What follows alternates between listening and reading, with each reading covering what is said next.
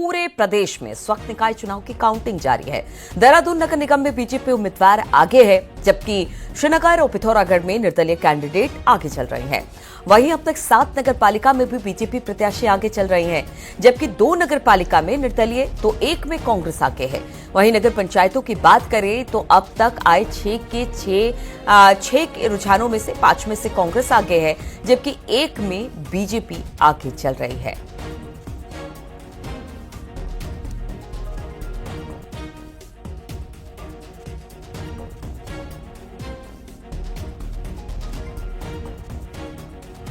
तो कौन जीतेगा रेस, कौन हारेगा, अब धीरे धीरे देखिए आगे पीछे यानी कि रुझान आने शुरू हो गए हैं। जो मतगणना चल रही थी निकाय चुनावों को लेकर, श्रीनगर और पिथौरागढ़ में निर्दलीय कैंडिडेट हैं।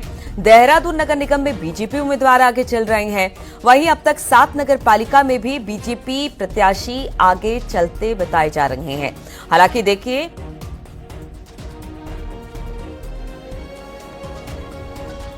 देखिए अभी शुरुआती गिनती हो रही है और जैसे जैसे नतीजे सामने आते जाएंगे वैसे वैसे पता चलता जाएगा कि किसके पास कौन कौन सी सीट गई है। किशन जोशी इस वक्त अल्मोड़ा से हमारे साथ जुड़ गए हैं।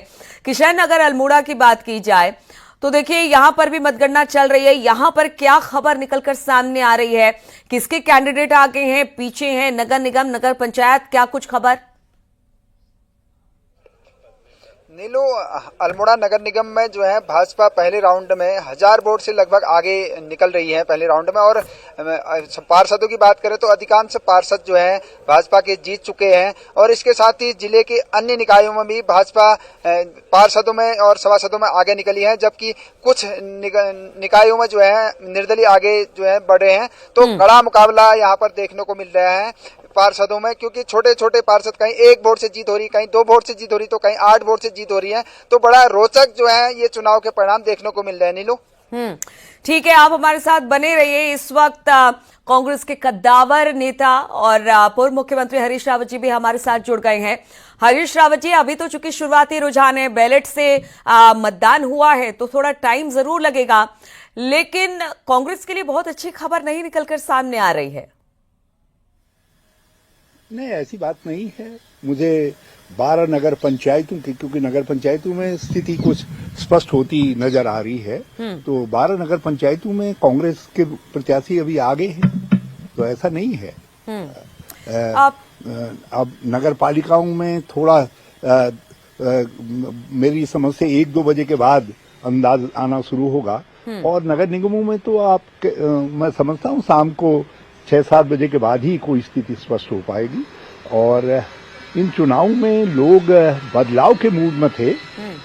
ये जनता का जो बदलाव का मूड था उसमें और भाजपा के संगठनात्मक शक्ति के बीच में ये मुकाबला है। देखते हैं कौन जीतता है, जनता का बदलाव का मूड जीतता है या भाजपा की संगठनात्मक शक्ति जीतती है।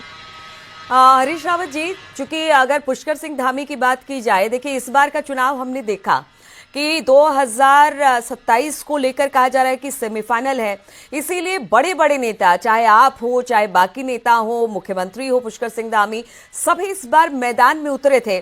और कहा यह जा रहा है बीजेपी की तरफ से कि देखिए जब से हमारी सरकार आई है, खासतौर पर पुष्कर सिंह धामी आए हैं, तब से हमने कोई चुनाव हारा नहीं है, इसलिए बड़े आश्वस्त हैं बीजेपी। नहीं हारा है, ये ऐसा तो नहीं कह सकते। बद्रीनाथ और मंगलौर में हारे हैं। नहीं, परफॉर्मेंस बहुत बेहतर रहा है। केदारनाथ में यदि वो युक्तिपूर्ण तरीके से एक वोट काटने वाला उसको सब वो नहीं करते, उसको मनी बैकिंग आदि बैकिंग नहीं मिलती, तो जो है हम केदारनाथ भी जीते। और देखिए ये मैं इसको सेमीफाइनल तो नहीं कहूंगा, सेमीफाइनल या जो भी कहिए, वो तो अभी पंचायतों के चुनाव होंगे। लेकिन एक मोर्चा है, महत्वपूर्ण मोर्चा है, और ये मैं इस अवसर को नगर निकायों में एक अच्छी नगरीय सोच, हरित सोच, एक विकास परक सोच, पर्यावरणीय सोच के लोगों को आगे आते देखना चाहता हूँ। वो किसी भी उसके मान्यता के हों, लेकिन इस तरीके के लोग आगे आएंगे तो नगरीय व्यवस्था यदि ठीक व्यवस्थित होगी तो उससे हम राज्य के अंदर जो कई तरीके की विसंगतियां खड़ी हो रही हैं, विकासात्मक विसंगतियां खड़ी हो रही हैं, उन सब का उनको करेक्ट कर सकेंगे। करेक्टिव स्टेप उठाने की दिशा में राज्य के लिए इसको मैं एक अवसर के रूप में देखता हूं। हाँ, कांग्रेस के लिए भी एक अवसर है। कांग्रेस यदि इनमें जीतती है तो कांग्रेस के लिए आगे बहुत अच्छा रहेगा। लेकिन एक चीज मुझे दिखाई दी है, मैं वो जो मैं ये चुनाव प्रचार के दौरान नजर आई है, कांग्रेस को बहुत अच्छे अच्छे लोग मिले हैं उम्मीदवारों के रूप में भी और प्रचारक के रूप में भी, और बड़े उत्साहपूर्ण तरीके से उन्होंने प्रचार अभियान चलाया है। तो मुझे लगा कि हमारी पीढ़ी के बाद जो नई पीढ़ी उभर करके आ रही है, वो पीढ़ी यदि रचनात्मक तरीके से चलेगी तो आगे वर्षों वर्षों तक कांग्रेस की सेवा करेगी। बिल्कुल। हरीश रावत जी, जिस तरह से देखिए नगर की सरकार चुननी है और जो शहर के लोग होते हैं बड़े जागरूक होते हैं अपने अधिकारों को लेकर, अपनी समस्याओं को लेकर, वो नगर की सरकार चुनते हैं, यानी मेयर चुनते हैं और बाकी सारी चीजें हैं। कांग्रेस के लिए कितना जरूरी हो जाता है इस चुनाव को जीतना, क्योंकि पीछे के परफॉर्मेंस को देखा जाए तो बहुत अच्छा परफॉर्मेंस कांग्रेस का नहीं रहा है। चाहे वो परफॉर्मेंस अंदर खाने बताया जा रहा है कि जो बड़े बड़े नेता है कांग्रेस में उनमें कुछ अच्छे तरीके से बन रही नहीं है, कोऑर्डिनेट सही से नहीं हो पा रहा है, या फिर कोई और वजह, बहुत सारी ऐसी वजह सामने आई है, तो कितना जरूरी हो जाता है इस चुनाव में खास तौर पर कांग्रेस का बेहतर प्रदर्शन करना? देखिए, चुनाव में तो कांग्रेस के जितने हमारे शीर्ष नेतागण हैं, जिसको मैं चतुर्भुज नेतृत्व कहता हूं, करण मेहरा जी हैं, यशपाल जी हैं, गोदियाल जी हैं, प्रीतम सिंह जी हैं, इन सब लोगों ने पूरी शक्ति से चुनाव प्रचार किया है। और मैं भी उनके साथ एक बैकअप मैन के तौर पर जो है बकअप कहने के लिए खड़ा रहा, सब जगह गया हूं। और लेकिन हमारी जो नीचे की लीडरशिप है, वो नई उभार सामने आया है, वो कांग्रेस के लिए एक पूंजी है। और ये एक अपॉर्चुनिटी कांग्रेस के लिए भी है, विपक्ष के लिए भी है, राज्य के लिए भी है। आप विपक्ष को यदि ताकत नहीं देंगे तो फिर जो बुनियादी सवाल हैं, महंगाई का, बेरोजगारी का, कुप्रशासन का, भ्रष्टाचार का, महिला सम्मान का, युवा सम्मान का, किसान सम्मान का, इन पर लड़ेगा कौन जब आप विपक्ष की आवाज को कमजोर कर देंगे? तो उत्तराखंड के लोगों के लिए भी अवसर है, शहरी मतदाता के लिए अवसर है कि वो इसमें विपक्ष को ताकत दें ताकि उनके सवाल उठ सके।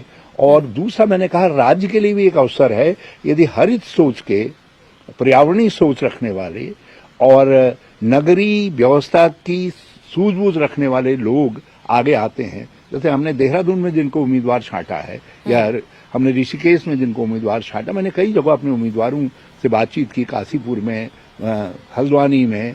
ये लोग जो है बहुत अच्छी सोच, कैसे नगर को व्यवस्थित करेंगे, एक अच्छी, बिल्कुल जिसको मैं कहूं कि एक रोड मैप के साथ वो लोग चुनाव मैदान में थे। तो ये एक राज्य के लिए प्लस हो सकता है यदि ऐसे लोग चुन करके आते हैं। ठीक है हरीश रावत जी, इस बार शायद आप वोट भी नहीं दे पाए और मतदाता सूची में आपका नाम नहीं था। बाद में जब तक हुआ कि नहीं, यहाँ नहीं है, वहाँ है, आपने कहा कि देखिए ये सारी चीजें गड़बड़ी हुई हैं, जो कि अच्छा नहीं है और इस तरह की चीजें नहीं होनी चाहिए, और बहुत सारी जगह पर बाकी मतदाता, तो इसको लेकर क्या कहेंगे आप? देखिए, ये तो सिस्टमेटिक तरीके से मतदाताओं के नाम काटे गए। रुड़की जैसी जगहों में, यहाँ भगवानपुर में लाठीचार्ज करके अल्पसंख्यक वर्ग के मतदाताओं को वोट डालने से रोका गया, हजारों की संख्या में रोका गया। और ये गलत हुआ है और निंदनीय है। और जो वोट काटे गए हैं वो भी गलत है, और वो ज्यादातर जो है गरीब, दलित और अल्पसंख्यक वर्ग के लोग थे। मगर जहां तक मेरे नाम का सवाल है, मैंने दोनों जगह जहां मैं परंपरागत तरीके से वोट डालता था, 2009 से डालता आया हूं, वहां के तीनों बूथों को चेक किया, अगल बगल के सब बूथों में चेक किया, वहां मेरा नाम नहीं था। और जहां मैं रह रहा हूं उससे जुड़ा हुआ जो बूथ है वहां भी चेक किया, वहां भी नहीं था। अब बगल के बूथ में था, बाद में पता चला, वो भी मुझको 6:38 में पता चला, और मेरा नाम हरीश रावत के नाम से और वैसे जन्मजात नाम जो है हरीशचंद्र सिंह रावत है। तो ये पहले यहाँ जो है उस नाम से किसी ने बना करके, अब कैसे क्या हुआ है मैं नहीं जानता हूँ। फॉर्म किसने भरा, क्या भरा, क्यों नहीं मुझको सूचना दी गई यदि ऐसा कुछ हो रहा था। ये सब चीजें हैं जो जो इलेक्शन कमीशन की गाइडलाइंस हैं, ये सब उनका भी वायलेशन है। लेकिन मैं अपने वाले मामले को ज्यादा तूल नहीं देना चाहूंगा, इसलिए नहीं देना चाहूंगा क्योंकि लोग ये समझेंगे कि मैं राजनीति कर रहा हूं, लेकिन जो सामान्य वोटर का अधिकार छिना है मैं उससे बहुत चिंतित हूं। और यदि सत्तारूढ़ दल ऐसा करता है, कोई सत्तारूढ़ दल करता है, तो वो लोकतंत्र की बुनियाद पर प्रहार करता है। लोकतंत्र के असली रक्षक हरीश रावत नहीं है, उसके असली रक्षक जो है गरीब मतदाता है, वो अनपढ़ मतदाता है जो अपने अधिकारों के प्रति जागरूक है, रोजी रोटी छोड़ करके भी वोट डालने की लाइन पर खड़ा होता है। पहला काम वोट, फिर उसके पहला मतदान, फिर जलपान वाली बात करता है या काम की बात करता है। लेकिन उसको वोट से वंचित करना ये जो है चुनावी अपराध है, बड़ा अपराध है, लोकतांत्रिक अपराध है। बहुत बहुत शुक्रिया आपका हरीश रावत जी हमसे बातचीत करने के लिए। और अच्छा प्रदर्शन हो, कांग्रेस बेहतर प्रदर्शन करे। जैसे जैसे रुझान सामने आते जाएंगे और नतीजे सामने आते जाएंगे, इससे साफ हो जाएगा। बहुत बहुत शुक्रिया आपका हमारे साथ जुड़ने के लिए। तो चलिए हम आपको दिखा भी रहे हैं, ये थे हरीश रावत जिन्होंने कहा कि अच्छा प्रदर्शन कांग्रेस का रहने वाला है। बहुत सारी जगह पर नगर निगमों में अच्छा प्रदर्शन कर रही है कांग्रेस, लेकिन हम आपको स्क्रीन पर दिखा रहे हैं कि नगर निकाय चुनाव में किस तरह के रुझान आ रहे हैं। अगर शुरुआती रुझान की बात की जाए तो बीजेपी और निर्दलीय, बीजेपी इस वक्त कई ऐसी सीटें हैं जहां पर आगे चल रही है और बेहतर प्रदर्शन करती हुई दिखाई दे रही है। उसके बाद फिर बात आती है निर्दलीय उम्मीदवारों की। इस बार कई बागी उम्मीदवार चुनावी मैदान में ताल ठोक रहे हैं। हालांकि बहुत सारे बागियों को कांग्रेस और बीजेपी ने मना लिया था, लेकिन अब भी जो निर्दलीय उम्मीदवार हैं वो कहीं ना कहीं चुनौती बने हुए हैं। और इस वक्त सुरेश जोशी प्रदेश प्रवक्ता बीजेपी के हमारे साथ जुड़ गए हैं। सुरेश जी, शुरुआती जो रुझान है वो तो बीजेपी के लिए अच्छा संकेत माने जा रहे हैं। देखिए, मैं अभी हरीश रावत जी को भी सुन रहा था और आप लोग रुझान भी दिखा रहे हैं। जिस तरह से हम लोगों की तैयारी थी और जिस तरह से सरकार काम कर रही है प्रदेश में, और विशेष करके एक युवा वर्ग जो मुख्यमंत्री जी से बहुत ज्यादा प्रभावित है और मुख्यमंत्री जी के कार्यों पे एक तरह से मैं कह सकता हूँ मोहर लग रही है। अभी तो आप लोग रुझान दिखा रहे हैं, लेकिन मुझे ऐसा लगता है कि हम बहुत अच्छा, बहुत बेहतरीन, मतलब मैं कह सकता हूं कि 24 वर्षों का सबसे बेहतरीन प्रदर्शन इस समय नगर निकाय के चुनाव में भारतीय जनता पार्टी करेगी, क्योंकि उसके पीछे हमारे कार्यकर्ताओं की मेहनत है, बहुत बड़ी मेहनत है। और पुष्कर सिंह धामी जी की जो सरकार है, उस सरकार ने जिस तत्परता से प्रदेश को चलाया है और जो प्रदेश के लोगों की जो आवश्यकताएं थी उन आवश्यकताओं की पूर्ति की है, चाहे वो पानी की समस्या हो, बिजली हो, स्वास्थ्य हो, शिक्षा हो, जो मूलभूत समस्याएं लोगों की होती हैं, उन सभी समस्याओं पे बहुत गंभीरता से सरकार ने विचार किया है। तो उसी के परिणाम और नतीजे आपके सामने ये रुझानों में भी दिख रहे हैं। और जो रुझान आपको दिख रहे हैं, इससे कई अधिक जो हमारे पास फीडबैक्स आ रहे हैं, उन फीडबैक्स के आधार पर मैं कह सकता हूं कि एक अच्छा प्रदर्शन भारतीय जनता पार्टी कर रही है। और इन सब के पीछे उत्तराखंड की जनता का जो आशीर्वाद हमेशा भारतीय जनता पार्टी के साथ रहा है, इस बार भी मुझे लगता है कि आशीर्वाद रहा है। जब हम चुनाव प्रचार में जा रहे थे तो लोग कह रहे थे कि हम मोदी जी के और धामी जी के प्रतिनिधि के रूप में आपकी जो ये ट्रिपल इंजन की सरकार है इसको समर्थन दे रहे हैं, क्योंकि लोग विकास चाहते हैं। और जब आदमी विकास चाहता है तो नेचुरल है कि भाई नगर पालिकाओं की जो आमदनी है बहुत ज्यादा नहीं है, उसको राज्य वित्त पर और केंद्र वित्त पर निर्भर रहना पड़ता है। इसलिए लोगों को ये लगता है कि जब केंद्र में भारतीय जनता पार्टी की मोदी जी की सरकार है, बहुत अच्छा काम कर रही है, प्रदेश में धामी जी की सरकार बहुत अच्छा काम कर रही है, तो इसलिए हमको जिलों के अंदर और नगर पालिकाओं के अंदर और नगर पंचायतों के अंदर भारतीय जनता पार्टी के प्रत्याशियों को समर्थन देना चाहिए। और वो रुझानों से बिल्कुल साफ और स्पष्ट प्रतीत हो रहा है। बिल्कुल। हरीश रावत जी से भी ये सवाल पूछा था सुरेश जोशी जी की देखिए, नगर की जनता बड़ी समझदार होती है, अपने मुद्दों को समझती है, अपने अधिकारों को समझती है और बड़ी सूझबूझ के साथ वो वोट करती है। जहां तक ट्रिपल इंजन की सरकार है कि केंद्र हो, फिर राज्य हो और अब निगम हो, अगर यहां पर बेहतर प्रदर्शन बीजेपी का रहता है तो प्रदेश के विकास के लिए, और दूसरी बात 2027 के सेमीफाइनल से जोड़कर भी इसे देखा जा रहा है, तो कितना फायदेमंद उत्तराखंड की जनता के लिए? देखिए, भारतीय जनता पार्टी एक ऐसा संगठन है, हम देखिए लोग आइडियोलॉजी पे काम करते हैं और कार्यक्रमों पे काम करते हैं। भारतीय जनता पार्टी हमेशा अपनी आइडियोलॉजी को आगे रख के जो विषय हमने जनता के सामने रखा है उस विषय को हम कैसे उसकी पूर्ति करें, ये हमारी सरकार काम करती है। तो इसलिए भारतीय जनता पार्टी, जैसे आप लोग चैनल चला रहे हैं 24/7, उसी तरह भारतीय जनता पार्टी का कार्यकर्ता, भारतीय जनता पार्टी का संगठन 24/7 जनता के बीच में काम करता है। तो उसी के कारण जो है कि जैसे आपने प्रश्न किया कि 2027 का, देखिए 27 तो अभी दूर है, लेकिन फिर भी मैं ये कह सकता हूं कि एक राजनीतिक दल के नाते हम लोग 27 की तैयारी भी जो है इन चुनाव के बाद प्रारंभ कर देंगे, क्योंकि भारतीय जनता पार्टी का कार्यकर्ता या भारतीय जनता पार्टी का संगठन कभी जनता से विमुख नहीं होना चाहता है। वो हमेशा जनता की समस्याओं को लेकर के, जनता के विषय को लेकर के वो जनता के बीच में जाता है। लेकिन कुछ राजनीतिक दल ऐसे भी हैं प्रदेश के अंदर जो सिर्फ मीडिया में बैठ करके या जब चुनाव आते हैं तो तब वो तेजी दिखाते हैं। और मैं अभी हरीश रावत जी को सुन रहा था, देखो हरीश रावत जी ने फिर कोई नई बात नहीं कही, उन्होंने फिर वही राग अलापा कि अल्पसंख्यकों के मत काट दिए गए। भाई हम अल्पसंख्यकों के मत क्यों काटेंगे आप बताइए। देखो वो फिर मतलब जो है कि एक उस राजनीति में आ गए जो जाति की राजनीति हम कहते हैं, धर्म की राजनीति हम कहते हैं। उन्होंने देखो ना, चोला जो ओढ़ रखा है वो आज भी सनातन विरोधी चोला ओढ़ के वो लोग बैठे हुए हैं, या वो सर्वधर्म का चोला जो उनको ओढ़ना चाहिए था उसको वो किया है। अब वो आरोप तो हम पे लगाते हैं कि साहब आप संविधान के साथ नहीं है। अब हो क्या रहा है, देखिए मैं पूरे चुनाव में जब प्रदेश में घूम रहा था तो कांग्रेस की जो सबसे बड़ी नेता थी, जब उन्होंने 71 का चुनाव लड़ा था तो उसमें एक नारा दिया था गरीबी हटाओ, और उसके साथ साथ दूसरा नारा दिया था जात पर न पात पर मोहर लगेगी हाथ पर। यानी उन्होंने कहा कि हम सर्वधर्म के आधार पर चुनाव लड़ते हैं। लेकिन उनके जो सबसे बड़े नेता हैं राहुल गांधी जी, वो कहते हैं कि साहब जाति जनगणना, बिना जाति जनगणना, जब तक जाति जनगणना नहीं होगी, जब तक जातियों में देश विभाजित नहीं होगा, जब तक जातियों की बातें मैं नहीं करूंगा, तब तक मैं चैन की नींद नहीं सोऊंगा। लेकिन यही उत्तराखंड में ये लोग जो है वो नारा दे रहे थे इंदिरा जी का, जात पर न पात पर मोहर लगेगी हाथ पर। तो इसलिए मैंने इस बात का भी जिक्र किया था चुनाव में कि आखिर कांग्रेस का कंफ्यूजन कब दूर होगा।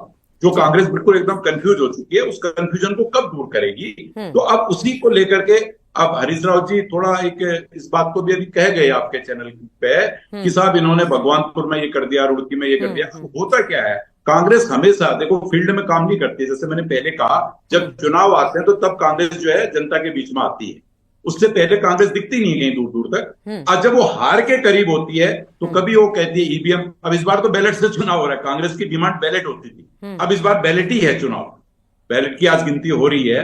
अब देखो बैलेट में शाम तक उनके क्या वो आते हैं, हल्का सा हिंट तो उन्होंने दे दिया कि साहब वो अल्पसंख्यक मतदाता नहीं थे इसलिए हम हार सकते हैं। तो कुल मिलाकर के ये कहना कि जब तक आप अपनी आइडियोलॉजी को, अपनी सोच को जनता के सामने प्रदर्शित नहीं करोगे कि भाई आपकी क्या बिल्कुल। और देखिए ऐसा है कि आप तो देखिए मतगणना इस वक्त चल रही है, काउंटिंग चल रही है, बीजेपी और कांग्रेस दोनों अपने अपने तरीके से कह रही है कि इस बात नगर निगम में उनका अच्छा प्रदर्शन रहने वाला है। कुछ देर में अभी तो रुझान है, नतीजे भी आ जाएंगे, आपसे दोबारा बातचीत होगी। फिलहाल बहुत बहुत शुक्रिया आपका हमारे साथ जुड़ने के लिए। देखिए और लगातार खबरें भी हमारे पास आ रही है। यहां पर अगर पिथौरागढ़ की बात की जाए तो यहां पर निर्दलीय मेयर जो है वो आगे चल रहे हैं। नगर निगम से जुड़ी बड़ी खबर पिथौरागढ़ से आई है। मेयर जो है निर्दलीय उम्मीदवार वो आगे चल रहे हैं मेयर पद के लिए। बातचीत करने के लिए विजय वर्धन इस वक्त हमारे साथ जुड़ गए हैं।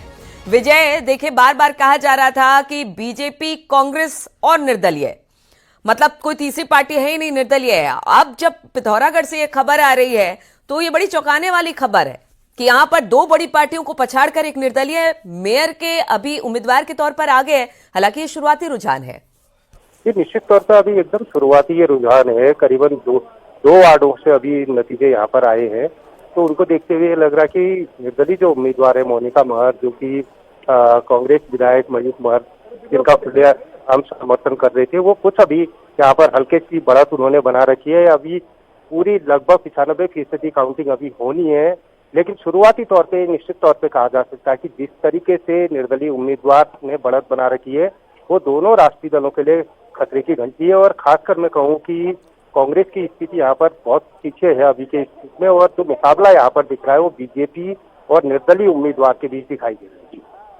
बिल्कुल। और अगर विजय बात की जाए बीजेपी की और कांग्रेस की, तो उनकी क्या स्थिति दिखाई दे रही है? सेकंड नंबर पर कौन है इस वक्त? तो जी मैं आपको बताऊं, दूसरे नंबर पर यहाँ पर अभी बीजेपी की कल्पना देवलाल दिखाई दे रही है, जिनसे तकरीबन 100 वोट के आसपास की लीड निर्दलीय उम्मीदवार मोनिका महर ने ली है। और तीसरे नंबर पर कांग्रेस पार्टी यहाँ पर कांग्रेस की अंजुल लूंटी है। एक तरीके से ये कह सकते हैं जो शुरुआती रुझान आ रहा है, उस शुरुआती रुझान से ये संकेत हमें जरूर मिल रहा है कि निर्दलीय उम्मीदवार मोनिका महर और बीजेपी की कल्पना देवलाल के बीच यहाँ कांटे की टक्कर देखने को मिलेगी। ठीक है विजय, बहुत बहुत शुक्रिया आपका जानकारी देने के लिए।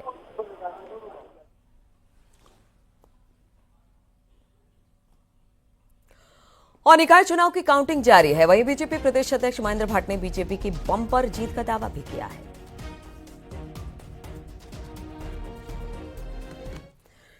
काउंटिंग शुरू हो गई है, और क्योंकि दोनों प्रदेश अध्यक्ष, आपके लिए उम्मीद?